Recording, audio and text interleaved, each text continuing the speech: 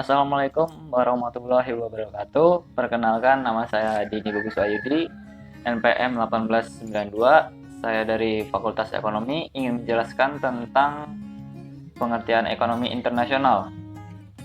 Pertama-tama saya berterima kasih kepada Bapak Sunarto selaku dosen pengampu ekonomi internasional yang telah membimbing kami dalam menyelesaikan tugas ini.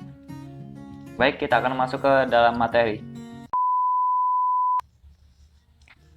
Ekonomi internasional. Ekonomi internasional merupakan ilmu yang mempelajari tentang seberapa banyak sumber daya yang langka dialokasikan untuk memenuhi kebutuhan hidup manusia dalam ruang lingkup kehidupan internasional. Ekonomi internasional berusaha menjelaskan tentang bagaimana hubungan ekonomi antara suatu negara dengan negara lainnya dapat mempengaruhi alokasi sumber daya, baik antara dua negara atau antar beberapa negara.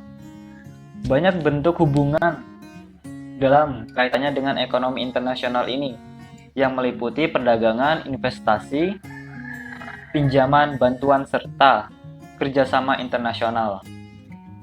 Para pelaku yang mengadakan hubungan internasional meliputi pihak pemerintah, swasta, maupun organisasi internasional.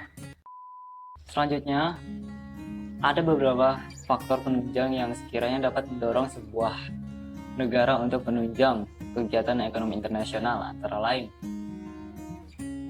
memiliki keinginan untuk dapat keuntungan yang tujuannya agar dapat meningkatkan pendapatan harga.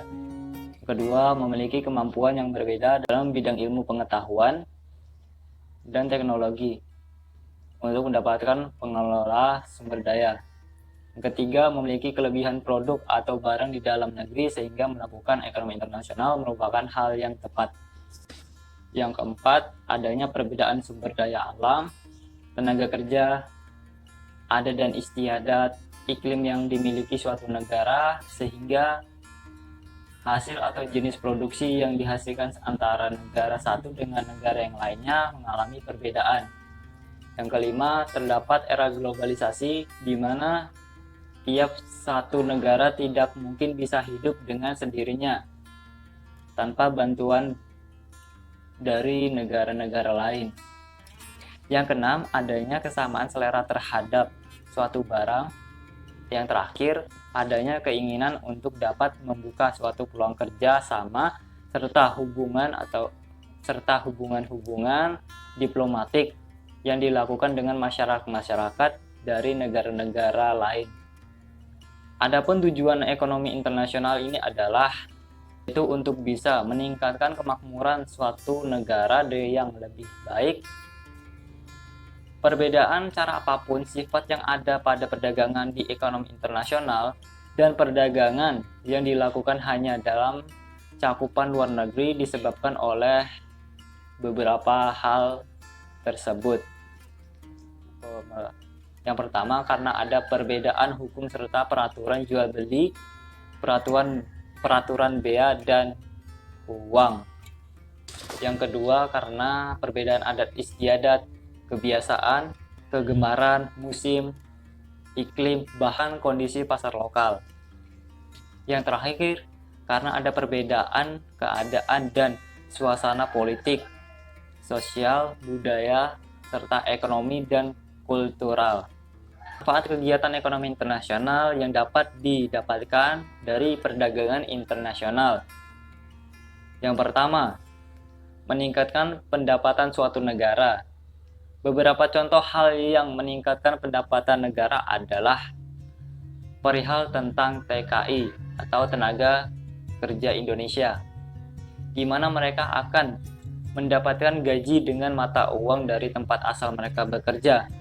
Nah, pada saat mereka ingin menukarkan mata uang ini, terjadinya transaksi pemberian rupiah dan inilah yang menjadi salah satunya pemasukan pada suatu negara. Hal yang mendukung lain adalah ekspor barang ke luar negeri, di mana ini akan menjadi cara yang baik untuk mendapatkan pundi-pundi uang negara. Yang kedua, menjaga kestabilan harga barang di dalam negeri. Semua orang tentunya pernah mendengar kalimat di mana satu produksi lebih sedikit, di mana harga barang atau jasa akan naik. Nah, jika demikian, maka kestabilan harga barang tidak akan tercapai. Maka dari itu diperlukan banyak produksi dengan solusi terbaik untuk menambah kuota impor yang memang sesuai dengan keinginan masyarakat.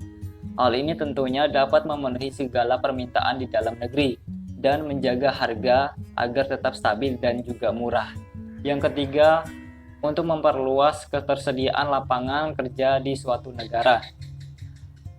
Perluasan lapangan kerja tentunya akan terus meningkat jika diiringi dengan tingginya permintaan ekspor. Karena salah satu faktor yang menentukan tingkat kelancaran suatu produksi yakni kian meningkatnya salah satu terdapat pada jumlah tenaga kerja yang cukup dan mencukupi.